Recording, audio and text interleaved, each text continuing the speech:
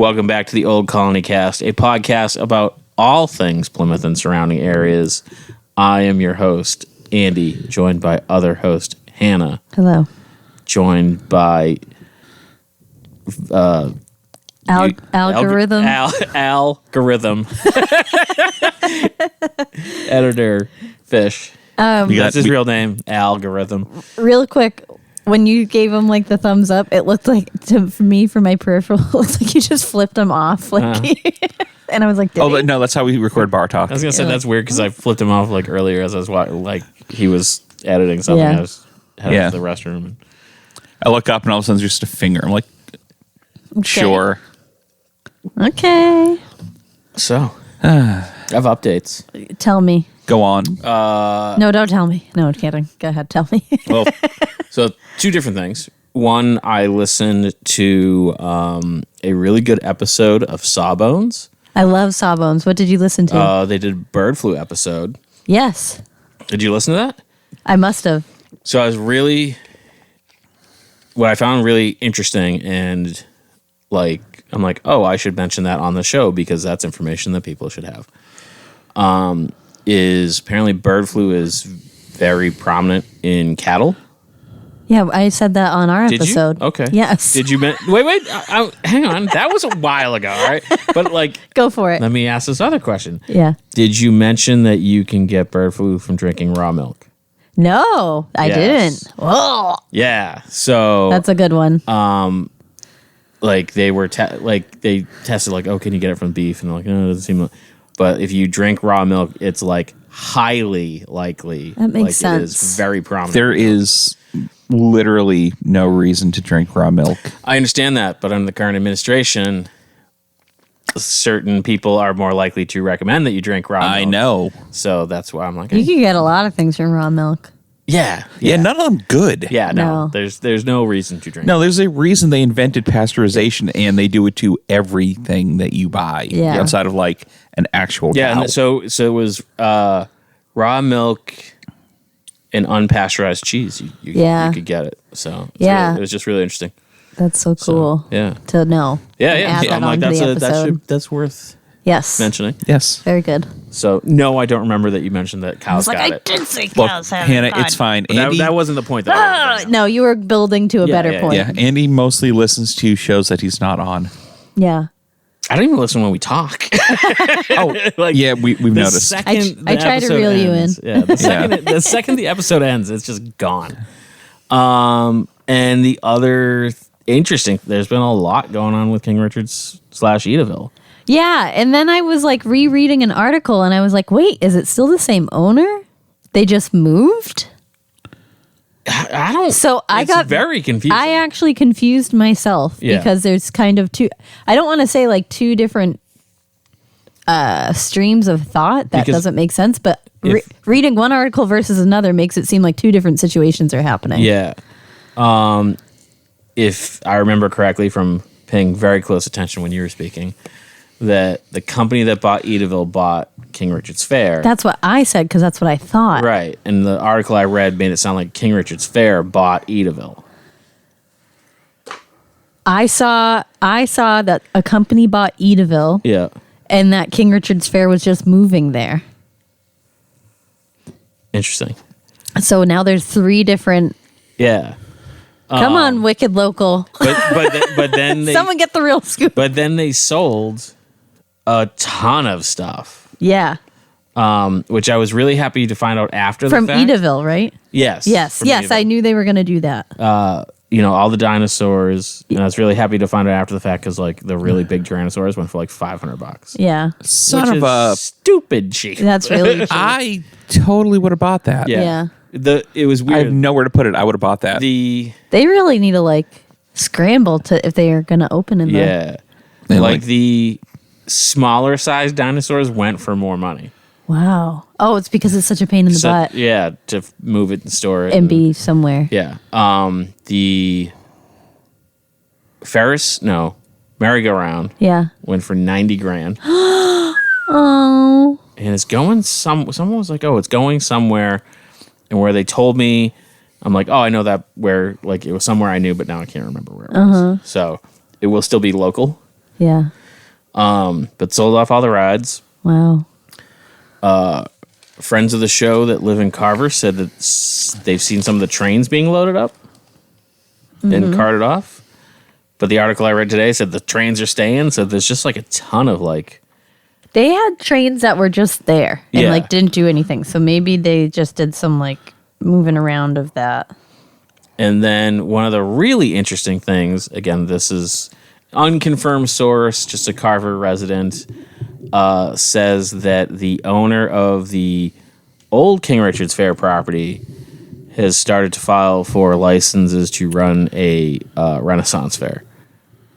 I'm not joking. I called that. I know, Yes. I'm like, we made that joke. So the other thing that I think they might use it for, my friend joked about, and I don't even want to say it out loud on the podcast because I don't want it to come to fruition, but it's a big, hot button for Plymouth Carver Wareham right now. Big issue. Casino? Big development issue. No. Yeah. I'll say it later. No one needs to know. I don't want anyone else to know. Yeah. Not that a ton of people listen to this. So... the article that but the wrong person could hear it and get a good idea or a bad idea depending on who you are. So the article that I read today said that Edaville will be the new home for King Richard's Fair. Yes, that one I knew for sure. We'll continue to do the holiday lights. Yep. But then we'll be kind of like a venue space for events at other time of the year. Oh, that's awesome. So it's like, a really good space for that. So you could like rent it out and do a... They could do like a little... Whatever. What is it called when there's a festival for music? Music festival or, whatever. That's really cool. So I know. So I'm still perplexed on what the situation is. It's like the more I read, I'm like, how is this such a mystery of what the hell's going on here? And I think it's just a matter of wording in each one. Yeah, for sure. Each one leans into a different like truth and without a lot of it is. I think it's just so actual hard facts of there are what's just happening. so many moving things and like so many businesses changing hands that it's easy to be like, oh, Edaville bought King Richard's Fair. You tell someone else, almost like telephone. Yeah. And like, oh, King Richard's Fair is moving to Edaville. They must have bought, that kind of right. So I thought it was a very interesting list to go down and like look at all the stuff sold, and it had like all the prices of stuff sold. The dinosaurs. Sorry, I just exhaled into the microphone. Sorry, everyone. That's okay.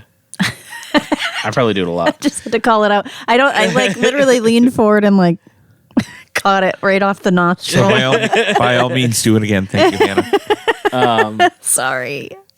But so I'm sure you can still find the list online. But it was kind of cool. Yeah, that's like when T-Bones. Oh yeah. Remember they had that? Yeah, that was cool. I put some bids on things. I remember I mentioned some stuff in Edaville when we were talking about King's Castle Land. Because Edaville took some things from there. Yeah. Anyway, call back. So listen to the King's Castle Land episode. And the Edaville. And the Edaville. And the King Richard's. And the King Richard's Fair one. Go back and listen to all the episodes from like 147. Or no, 147. From 47 to now. You can skip the ones without Hannah. I don't know. The cookie issue episode was good. The cookie, that was the cookie. That's where we kind of started to like figure out what we were doing. The first 40 or so were pretty rough. Yeah, it took a while to find our footing. Yeah. Cool. I think I know what we're talking about. Oh, do you? Yeah, good. Makes fun of us. Yeah. So and go. He's waiting for me to talk so he can cut me off. That's so true. Accurate. So what are we talking about today, Hannah? This was on the list. And I wanted to talk about the thing on the list, but then I realized the person, and not that this couldn't be one episode, but it would be a pretty lengthy episode. And not that we can't have a lengthy episode, but also I have only so much time to write notes. So, but I was like, she's got a toddler, y'all. We can make it into two. Okay. Hammond Castle. Oh, yes. Okay. Are you guys familiar with this? I am. In passing. Are you familiar with the castle itself or the origin of the person who created it? Yes. To both. Yeah. Probably more the castle. Okay. Like, I probably couldn't tell you much. Is it James Hammond? John. Probably couldn't tell you much about him. Yeah. But like as you speak, I'm like, oh yeah, that's gonna be. Oh yeah. I knew that. Okay. I know a fair amount about the castle because I'm like a big nerdy kid who loves like D&D and castles and stuff. Yeah. So when I was a kid, we went there probably like half a dozen times. Okay. And they even did like a haunted house that we went to. They do like different cool Scared me a lot. fun stuff. I am not going to talk about the castle per se. I'm going to talk about John Fine. H. Hammond Whatever. Jr. Fine. If you wanted to, you can do a castle episode if you want. It's fine by me. I'll email and we'll go and record there. So I was also like, wait, I kind of want to go before I do. Do you know what I mean? Yeah. I've never been. It's super cool. It sounds really cool. And he's like a weird, yeah. like eccentric guy. So there's all sorts of like interesting little things. So it's it supposed to be haunted. Well, I was reading about him and like the things he could do. He reminded me. Have you guys watched the original? Not the original Casper movie, but Casper from the 90s with yeah. right? Mm-hmm. It reminded me of Casper's dad because he has this huge mansion / castle, and he's an inventor, like an engineer and inventor. Oh, okay. That I don't remember. And he creates a machine to bring Casper back to life. Oh, that I don't remember. I have never seen the 90s Casper movie. Oh I've my seen it, God. but like obviously not enough. Christina Ricci's in it. Right? Ricci, yeah. Ricci. And what's his name? Bill Pullman is her dad. Oh yeah. Yeah. And one of the guys from and he had like spooky uncles, right? he had ghost uncles. Yeah. They were like stinky. That's grime about the and- extent that I can remember. yeah. I don't know where the uncles came in. I don't know. Like they didn't like. They just needed someone to be. They needed like a comedic. Yeah. Yeah, kids really loved the uncles. I did. Anyway. So I even titled this like Hammond Castle, and then I was like, oh, there's a lot to say about the guy. So never mind. So this is James Hammond. John H. Hammond Did I say Jr.. James the first time? Yes. Yes. I do that a lot. So, John Hammond. and we know him today because of his castle in Gloucester. But not because of that. That's going to sound really rude of me to say by the end of this. But he wanted a lasting legacy of his accomplishments. And that was his intention behind the castle. And it was always meant to be like museum-ish Yeah. to hold on to the things that he contributed to the world. I mean, it is very like he lived there, but His end goal was for other people to enjoy it. yeah, after he like was it is gone. built not with. I want to say not with. If you were just building a place to live, there are things in there that you're just like that just wouldn't make sense. So he went by Jack or Jackie to friends. He was born on April 13th, 1888 in San Francisco. The second son of a successful mining engineer / investor. And his mom was like a socialite of the time, Natalie Hammond. That's not her maiden name. It'd be weird if it was. It's old timey. I don't think it's that old timey. Oh, I missed his dad's name. Hold on a second. They're like they don't mention it. It's not John. Oh, it is. That's probably why I didn't write I mean, it. I'm assuming it's John. It's John. John Like- Senior. At the time, let's just why I assume didn't they're write all it. like their names are just John. Oh my god. And for the Are you record, sure it wasn't James? I'm looking nothing up for this because I don't know this guy at all, and I don't want to jump ahead. I think you're gonna like him. So okay, that is actually so funny. We're on a roll so Yeah. far. I'm like, I didn't get his dad's name. So Jack became a prolific. I don't want to talk about this. Hold on. Forgot to write my serial killer notes on the sides. Wait, he's a prolific serial killer? No. My serial killer notes. Yeah. Wait, you're a serial killer? Okay. Are you Deny that. Did you notice that? Andy? Let's be honest. We've always known. So he had a promising, let's say, energy for science and mechanics from a very, very small age. Obviously, he had the input of his dad's success to kind of move him in that direction, but he was always into taking things apart. He took apart one of his mom's like really nice Swiss clocks or something like that, right? Yeah. A clock. They made a clock. Swiss makes, Yeah. yep. Okay. Clocks and chocolates. Okay. He was really into chemistry. In school, he started a chemistry club called the Anarchist Club, and he almost leveled one of the buildings at his school in Nice. an explosion. Intentionally? No, I don't All think right. so. Okay. Or maybe the Anarchist Club. Yeah. Like, quote unquote, accidentally. And he was so invested in this in a young age that he was able to visit one of Thomas Edison's laboratories with his dad. Wow. Yes. He enrolled in Yale's Sheffield Scientific School in 1906. And he would soon become a mentee of Tesla and Alexander Graham Bell. Okay. Isn't that neat? That I did not know. Maybe I don't know as much as I thought about. Maybe I didn't know as much as I thought. And this is all, I got it. I went right to their website for all this. So Yeah. they have, I don't mean to say that they did this, but it was very AI generated lots of words. So I really, I scaled it right down. Yeah.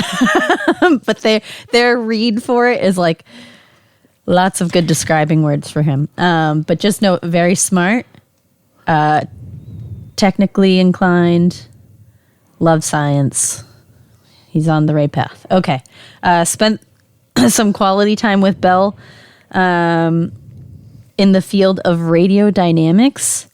And then I guess to help in one of his like tasks for Bell, he borrowed some equipment for testing, created a study from it, and that was submitted to George Washington University, but via Alexander Graham Bell, because he was like, people need to know what you've done. I don't understand it. What it was something to do with radios, Yeah. and it was important. Something very complicated. Yes, and it earned Hammond his doctorate. Oh, nice. Isn't that neat? So there were like Tesla and Bell were all doing these like showy type things. Yeah, we're right? like electrocuting elephants. Yes, and- yes. They both had shows of like electrical feet and Yeah. like, you It know, was a wild time. defying what was known to be possible and making the impossible possible type of thing. Mm-hmm. At 26, Hammond successfully piloted a full-size ship remotely. It was called the Natalia from Gloucester to Boston. What year was this? So he's 26 and he was born in 1888. Wow. And he did this through So radio. 1914. Yeah, radio. Yeah, that's what radiodynamics is basically Yes. RC control. Yes, okay. yeah. And Okay. he set up these things Yeah. to help like guide it essentially, and you know, to keep the radio connection going, and he successfully piloted it. That's I cool. just thought that was crazy, a full size ship. Say that 3 times fast. Full size ship. Full size ship. Full size ship. Nope. Yeah, but I didn't get it so bad that you had to edit it. Okay, let me see. Investor. Mechanics, starting a chemistry. Okay, no. I don't know what I went to go read earlier that I was like, I can't read this right now. I heard something about serial killer notes. Yeah, don't. Oh, yeah. Well, I didn't write them, so that's the issue. Oh, so, okay. I'll go back to that at the very end, but I think I did write it actually twice.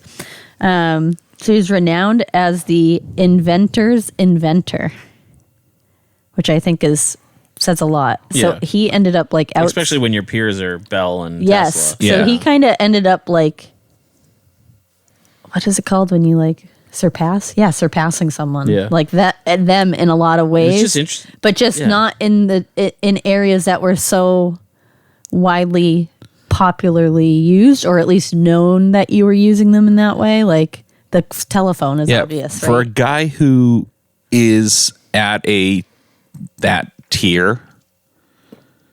It's weird that his name isn't a household name. Yeah, his level of celebrity is below like any of them. So it's like the things he invented and created, like I said, are like the things you would take for granted and not really like think too heavily on.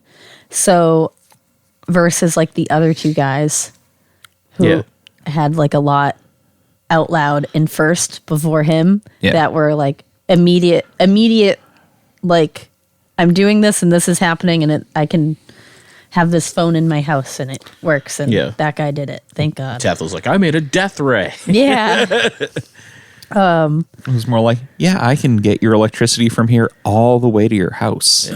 He contributed to an incredible amount of areas of science. So telephony? I didn't know that Telephony. was telephony. It's like telephony? Wow. Telephony. It's a pretty name. Okay. Musical instrumentation, television. I knew that one. Acoustics, consumer appliances. So like regular appliances, right? And he's known for creating the basis for some of the most defining disciplines of the 20th century. Mostly in radio that's his like big thing. This was all like cliffhangery, I feel, to get you to go to the museum and find out the specifics. But I was like, this will make me go to the museum and find out. He worked for the U.S. military on classified projects and was one of sense. What was that? That makes sense. Yeah, he was one of the directors of the Radio Corporation of America, RCA, for 42 years. Wow. Yes. Let's see. Did I write these nicknames down? No. All right, so these were the other nicknames he would earn himself. The father of radio control. Okay. The father of the guided missile. Oh, okay. Again, radio control. Yes. Yeah. The wonderful wizard of Gloucester. Cute. And the electronic sorcerer. So like I said, That's a cool one. Yeah. So when we talk about his whole deal, like radio control is huge, but I think not something people really like. I don't know. It wasn't as eventful as the telephone and whatever. Yeah, and it's just one of those things. It's like it's so integrated in so much that we use. That Well, see, that's the thing. I don't know if it is. Like, how much radio control stuff, like, do we right now? I mean, it's a little kind of on its way out. Yes. But for so long it was, right? I think I'm missing something then, because I mean, I'm assuming your garage door opener works on. Well, yeah, but is that? I mean, that's just the first thing that jumped to my mind. I'm sure. Yeah. You know. I even think about like Walter has like toy cars. Yeah. Well, yeah, that's what I'm thinking. Like radio control. But I feel the like bulk of what people see as radio controlled stuff is toy cars. Yeah, but I think that's like the consumer. I bet you there's a lot of. Well, yeah, but that's what I'm saying. Like the most visible one is the consumer one most of the time, unless it's like but a I big think deal. His point was there's so much that would be taken for granted. Yeah. because we don't realize the impact it has on us because we're not the ones implementing it Right. like day to day, right? Let's see. He was somewhat concerned that his contributions as associate would not be remembered. And like, also it's not. Sorry, buddy. I know. Oh my God. He was quoted as saying, an inventor is carving ideas on a stream of water. Well, Yeah, real deep. I had some stuff here really quick.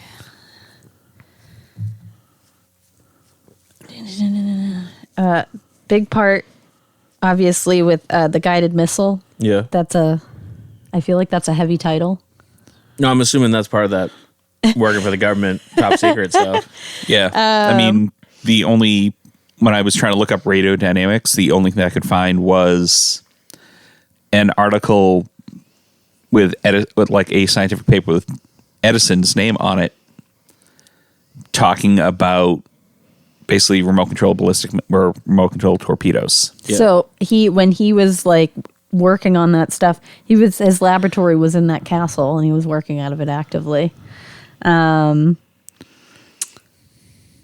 So the museum is curated not just by people who like existed after him, but literally by him, because he wanted to make sure those achievements and things were.